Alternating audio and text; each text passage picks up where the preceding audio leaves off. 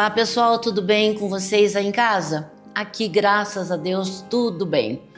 Então, nós temos um programa chamado Maturidade, não é? As pessoas imaginam assim, maturidade é só falar de idoso, ninguém vai falar do jovem de 40, de 35 anos. Engano seu, hoje nós vamos falar a partir de 35 anos. Ou até menos, quem sabe. Vamos ver o que o médico que eu trouxe aqui vai nos ensinar. E você aí de casa, presta bastante atenção, porque é um médico renomado, que foi muito difícil de trazê-lo aqui nesse programa, e eu estou muito feliz. E é esse médico maravilhoso, Dr. Carlos Esperandil, geriatra, formado pela PUC do Paraná.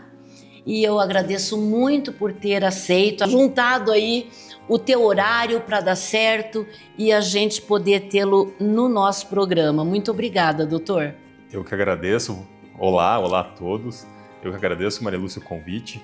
Nós somos daquela escola que a gente não perde a oportunidade para falar sobre coisas boas, para falar sobre saúde, para disseminar conhecimento. Como o teu programa é um programa de alcance estadual e até internacional.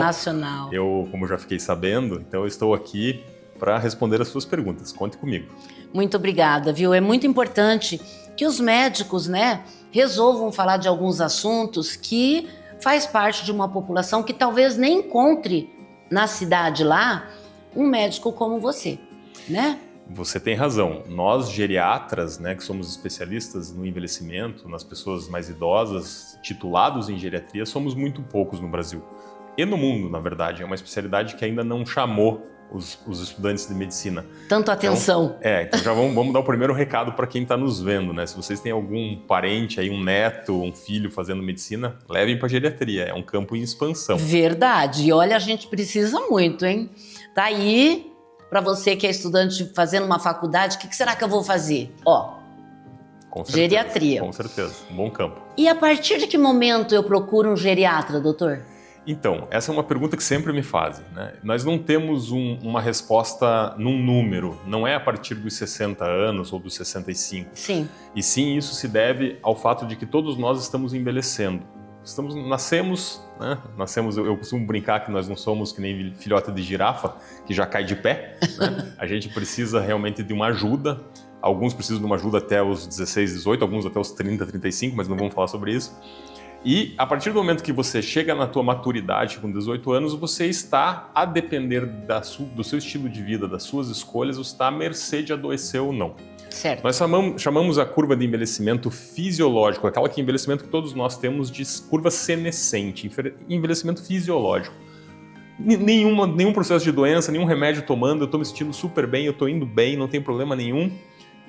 E quero que isso aconteça com todo mundo. Sim. Infelizmente, isso não é a realidade. O que acontece é que nós temos uma curva chamada de senilidade, que é a curva do envelhecimento com doença. E essa curva de senilidade ela pode acontecer a qualquer momento. Certo. Então, como de vez em quando a gente passa na rua e vê alguém que teve uma perna amputada num acidente de moto. Puxa vida, um evento catastrófico, Sim. Traumático. Isso está repercutindo em todas as articulações do lado que sobrou, muleta, dor, artrose precoce. O geriatra consegue ter um olhar ali. E lá na frente ele vai ter problema. Ele vai ter problema. Isso serve para tudo.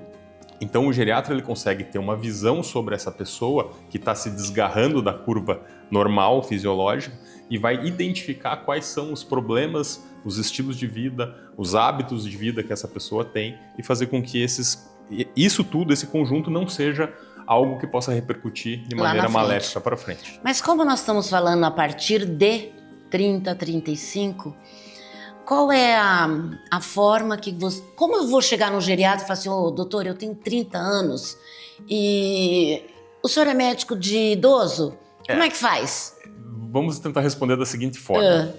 Talvez o geriatra não seja mesmo para todas as pessoas de 30 anos. Até certo. Porque nós não temos muitos geriatras para cuidar dos mais de 60. Como é que a gente vai começar a cuidar dos mais de 30?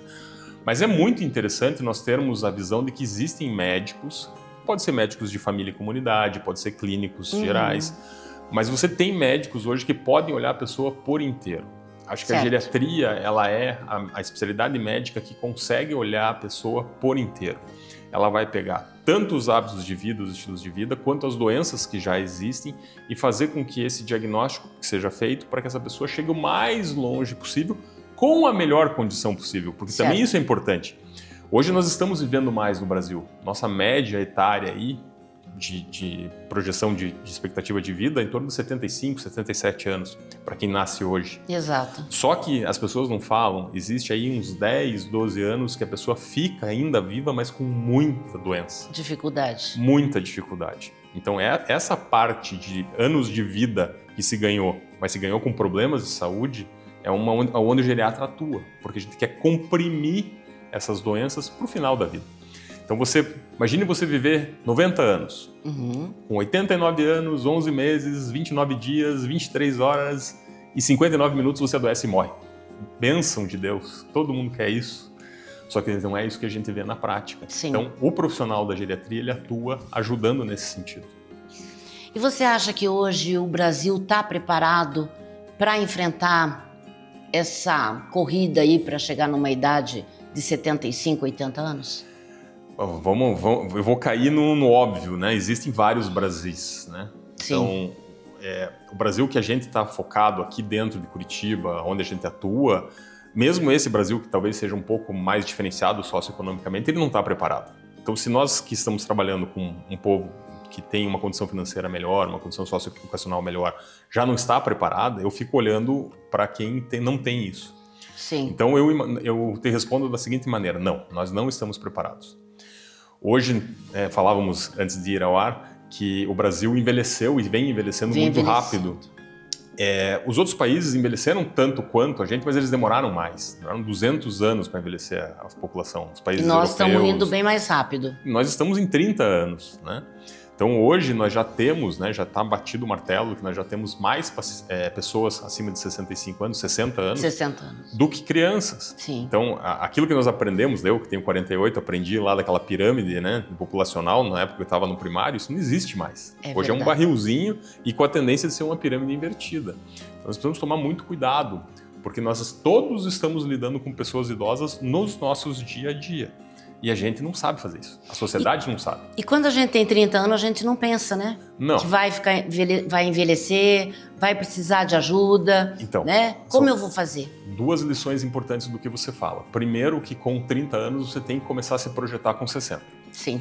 Tudo o que você faz com 30 anos vai repercutir nos 60.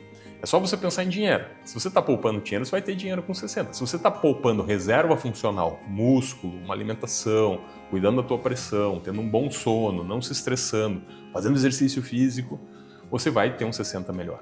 Então essa é a primeira coisa. A segunda coisa é que, por não se preocupar ao chegar aos 60, quem tem 30 hoje não se preocupa com quem tem 60 hoje. Então essa é uma discriminação etária muito grande, é o idadismo, o ageísmo, né? Etarismo. Tem várias palavras que determinam isso. Então hoje nós estamos com um problema social muito grande, que é o jovem não valorizando o idoso. E é um preconceito pela idade. Então isso também precisa ser dito, nós precisamos melhorar, nós precisamos ter mais maturidade em relação a isso. Concordo e muito, porque eu acho que hoje, quando você fala de idoso, existe aquela palavra velho, né? Então, existe uma diferença entre ser velho e ser idoso. Então, se você quer ser um idoso com uma saúde estável, né, envelhecer bem, que a gente diz, você tem que começar com 30 anos. E não adianta você correr, a não ser que você morra antes, né? E essa é uma alternativa que ninguém quer. Ninguém né? quer. Ninguém quer morrer. E hoje, com 60 anos, as pessoas estão vivendo vidas aí que nunca imaginaram. Eu te diria que, pela experiência de consultório que nós temos, 80 anos estão vivendo experiências que nunca ninguém acreditava. Verdade. Então hoje a gente já está vendo pessoas de 80 anos morando sozinhas, 80 anos tendo relacionamentos novos, né, relacionamentos amorosos novos. Sim. Então tem muita possibilidade da pessoa viajar, da pessoa usufruir o que ela ganhou durante a vida para ela mesma. Para ela mesma. Porque ela não precisa ficar pensando no que ela vai deixar de herança. Ela precisa viver o que é bom para ela. Se ela quer ajudar a família, não tem problema nenhum. Se ela está cognitivamente apta, ela pode fazer o que ela quiser com o dinheiro dela. Mas eu digo muito bem claro aqui para todo mundo, viva a sua vida, porque a tua vida é sua. Não tem como você doar a sua vida para alguém, né? Então você faz isso quando você está criando filho, que você está levando para a escola, né? Mas quando a gente chega numa certa idade, a gente realmente tem que ser um pouquinho mais egoísta. Pensar um pouquinho na gente, né? Vamos cuidar melhor. E tem que aproveitar. É isso, né? Sem dúvida, com certeza. E me diz uma coisa, quando a pessoa chega no seu consultório lá e começa a falar que toma isso, toma aquilo, e qual é a sensação que você tem?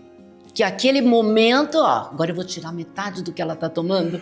O geriatra tem essa fama, né, de desprescrever. A gente até é ensinado durante a nossa formação em geriatria que existe a desprescrição. Sim. Isso é uma coisa muito importante. Assim como o remédio entra, ele tem que sair muitas vezes, né? Tem remédios que não podem sair. Agora, tem remédios que entram por uma causa pontual e você tem que saber lidar com a retirada dele. Você não pode, é muito comum chegar pacientes para nós, geriatras, que têm vários outros médicos de outras especialidades e que não conversam entre eles. Sim. E aí você tem uma receita do neurologista, uma receita do psiquiatra, do uma receita ortopedista, do e aí endocrinologista, do cardiologista. E todo mundo, né, claro, tem muito bons colegas, nós não podemos generalizar, Sim. tem muito bons colegas que conseguem ter essa visão integral, né, uma visão holística do processo, óbvio. Mas o geriatra, ele é um organizador de prescrição. Isso faz parte da nossa especialidade. A gente junta todas essas medicações, vê o que não conversa com o que, porque isso é muito comum, interação medicamentosa. Uhum. E a partir desse momento você determina o que tem que ficar e o que tem que sair. E conforme o paciente vai ficando mais velho e com algum grau de doença, a gente usa muito o termo de fragilidade. Então existe a robustez, o idoso robusto, e você tem o idoso frágil. O idoso frágil é aquele que você já não faz mais tanta medicação, você não está pensando em que ele vai viver muito mais do que 10 anos, porque ele já está muito frágil, a condição dele por uma idade avançada, por doenças muito importantes. É uma visão bem diferenciada, né? É uma visão bem diferenciada e que faz parte do nosso métier. E a gente vai fazer com que isso seja feito de uma maneira que eu entenda o que é o principal para aquela pessoa idosa naquele momento. Então, eu não vou ficar pensando em prevenir um AVC daqui a 15, 20 anos se ele tem 90 anos. Exato. Né? Então, eu preciso dar a ele a melhor condição possível. E nós estávamos conversando antes da gente começar a gravar aqui e a gente estava dizendo o seguinte: quando um idoso... Eu tenho uma casa de repouso, né? Você sabe. Quando eu vi uma idosa que eu tenho aqui e que foi prescrito... Foi feito um dossiê, eu não sei como é que você faz, é tanta coisa que você descreveu de como essa senhora estava e como ela vai ficar, que eu fiquei pensando, gente, eu preciso trazer esse médico. Porque eu também, pelo meu tempo de casa de repouso, eu também tenho um probleminha atrás da orelha, porque tanto remédio, né? E quando você fez o diagnóstico dela, eu achei muito interessante porque você foi lá atrás, você foi lá na juventude dela. Isso é uma coisa que eu tenho por hábito fazer na minha consulta. O paciente que eu não conheço, eu faço uma escuta aberta. Minha primeira pergunta é aberta e eu não corto. A minha pergunta é bem simples. Me conta a tua história de vida. Onde você nasceu? Quantos anos você saiu da cidade que você nasceu? O que você estudou? Como era a tua condição da tua família? Como que você conheceu sua esposa?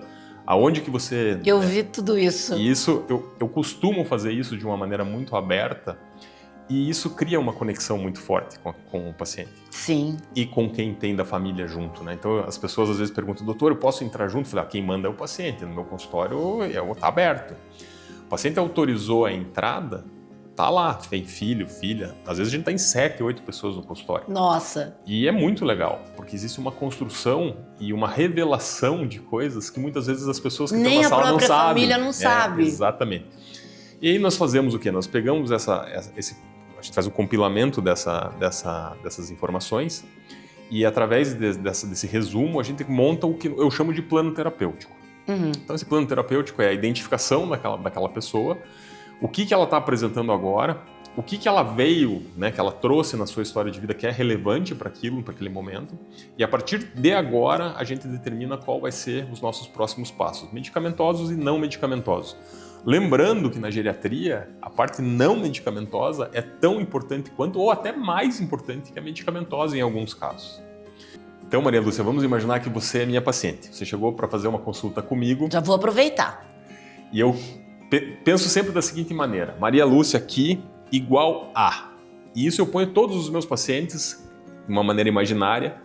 João, Maria, Maria Lúcia, né? Todo mundo está aqui e eu tenho que colocar essa equação, é o que eu vou descobrir, um trabalho de Sherlock Holmes, o que tem nesse paciente para eu montar essa equação para tentar fazer com que ele tenha melhor funcionalidade. Essa palavra é mágica na geriatria. Capacidade funcional, funcionalidade, é o quanto eu consigo estar bem comigo mesmo.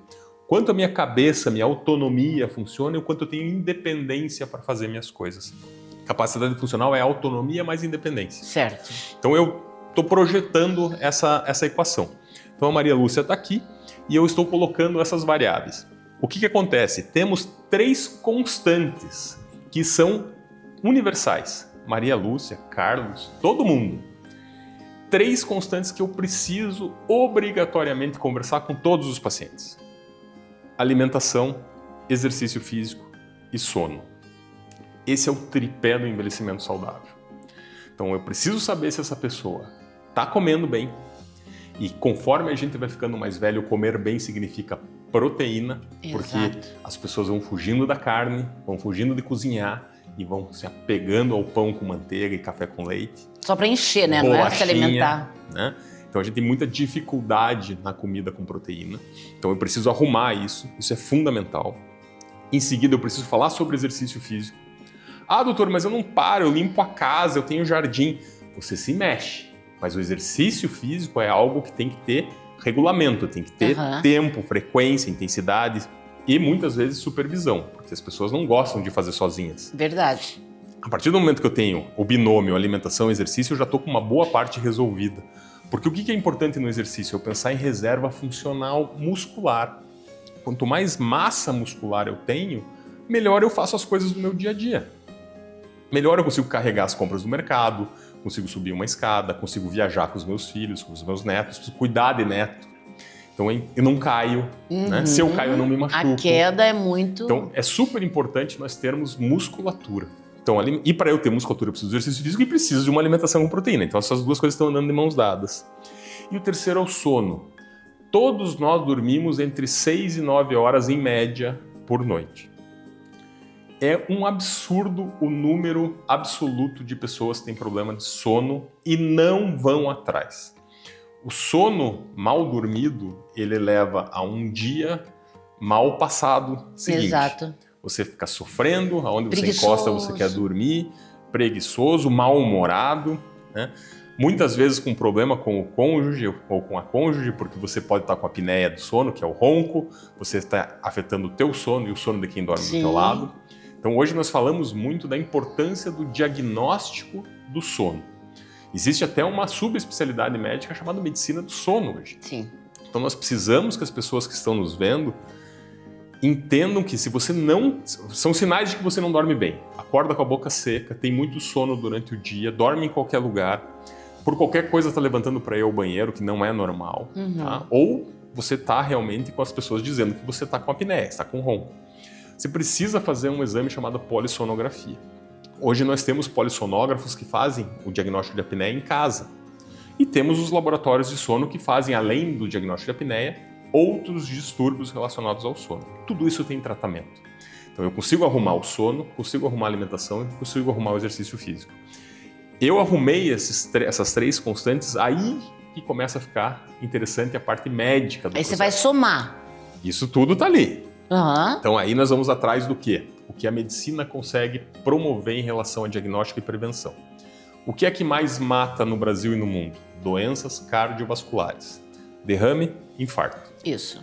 Então o que eu preciso saber? Quais são os fatores de risco ou as doenças que possam estar existindo naquela pessoa idosa que eu vou intervir para diminuir o risco dessa pessoa? Pressão alta, diabetes, colesterol, obesidade, sedentarismo, tabagismo, sono, É uma somatória ansiedade. de tudo isso. Aí tem algumas coisas que eu não consigo mexer, mas que estão no paciente, que eu preciso saber. História familiar. Meu pai infartou com 50 anos. Puxa vida, história familiar muito positiva. Uhum. Se eu sou do sexo masculino, eu tenho mais chance de ter problemas cardiovasculares. É. E se eu estou ficando mais velho, eu tenho mais chance de ter doenças cardiovasculares. Eu não consigo mexer nessas três. Mas o resto tudo é possível de eu tentar mexer. Então essa parte de diagnóstico desses fatores de risco é muito importante. E eu também consigo ver se já existe alguma lesão de órgão-alvo. Isso é muito comum na medicina, principalmente na cardiologia, a gente usa na geriatria, aprendemos com eles. Lesões de órgão-alvo é quando você tem, por exemplo, um coração que aumentou por causa de uma pressão muito alta. O paciente hipertenso sem tratamento por muito tempo, o coração fica grande. O coração aumenta. Isso é um problema. Eu preciso fazer um exame de fundo de olho para saber quais são as consequências oculares de uma pressão muito alta ou de um diabetes. Preciso ver o rim, então eu tenho exames para ver o rim. Preciso ver como é que está a parte de circulação periférica, como é que está a parte de circulação aqui dos vasos do pescoço, dos vasos cervicais. Então tudo isso são ferramentas diagnósticas que a gente abre mão para tentar elencar esse paciente nos riscos cardiovasculares que ele tem. Quer ver uma coisa super importante que a gente tem estudado muito ultimamente? A prevalência de pressão alta. Então quem aqui está nos ouvindo, mediu sua pressão nesse último ano? Provavelmente sim, mas se não, meça. Hoje, cada vez mais se fala de uma pressão que você não é hipertenso, mas você tem uma pressão alta. A pressão alta é entre 12 e 14 de sistólica. Certo. Esse paciente nós temos que ficar de olho nele. E o mínimo?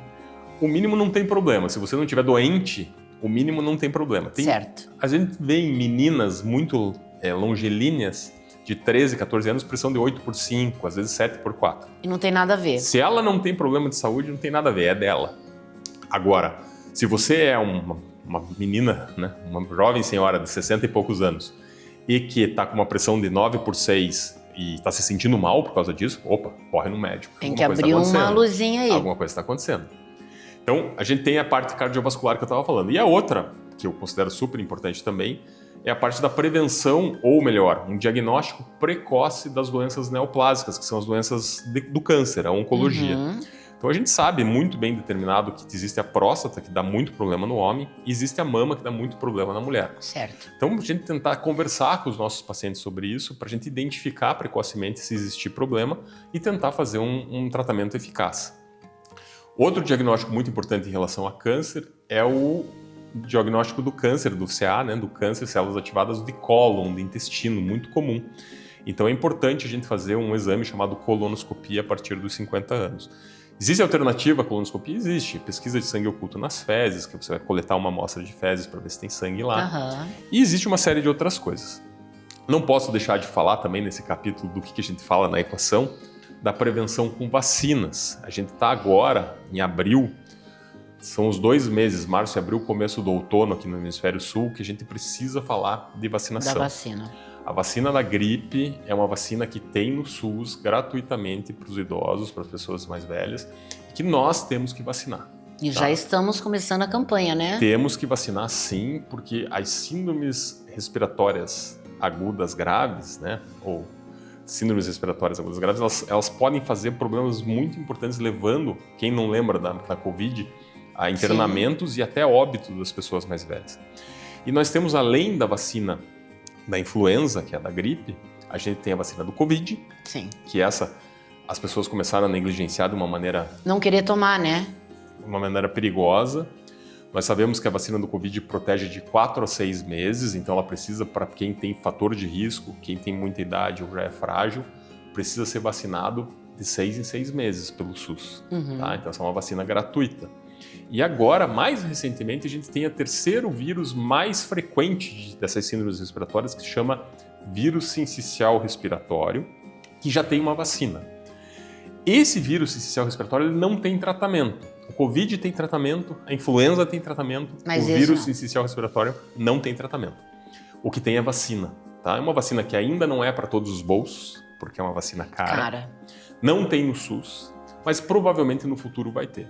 Agora, se você tem condição financeira e se você tem um bom médico, converse sobre essa vacina, porque vale a pena vacinar. Pessoal, só aí ele já falou 2 horas. Então você imagina uma consulta com esse homem, né? Mas olha, eu acho bastante interessante a gente focar em cada ponto e eu tenho certeza que o pessoal lá de casa tá te entendendo porque está falando um português bem tranquilo, bem fácil, né? E você de casa sabe perfeitamente que não é para procurar só o médico quando tá tendo alguma coisa. Sem dúvida. Né? Então, eu já passei dessa idade, eu vou procurar ele, né? Porque é óbvio. Uma consulta, só de você conversar eu já sarei. Vocês já notaram isso? Quando a gente encontra um médico que vê a gente, né? Que isso é muito importante. Sem dúvida. E nós não vamos deixar esse homem sair daqui de jeito nenhum, porque eu preciso de fazer uma pergunta rápida, tá? Quando é necessário ter mais atenção à saúde do idoso? A pessoa idosa, ela precisa primeiro ser respeitada dentro da sua autonomia, né? Então, se ela acha que ela está conseguindo ter a funcionalidade, a capacidade de gerenciar a sua vida civil sozinha, ela não precisa de ajuda. Mas ela pode estar dando sinais indiretos que ela precisa de ajuda. Ela pode começar a esquecer pagamentos, ela pode começar a cair dentro de casa sozinha, ela pode começar a ter problemas de dirigir o carro, ela pode começar a não conseguir administrar a sua vida civil. Esse é um gatilho. A partir desse momento é interessante procurar um geriatra.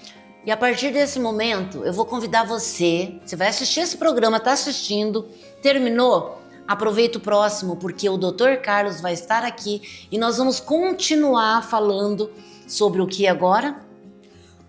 Sobre a doença do idoso. Então, o que é que traz para nós, idosos, quais são as doenças mais frequentes? E a gente vai falar disso no próximo programa. Eu espero você, vai ser rapidinho, não vamos nem sair daqui. Combinado. Certo? Até lá!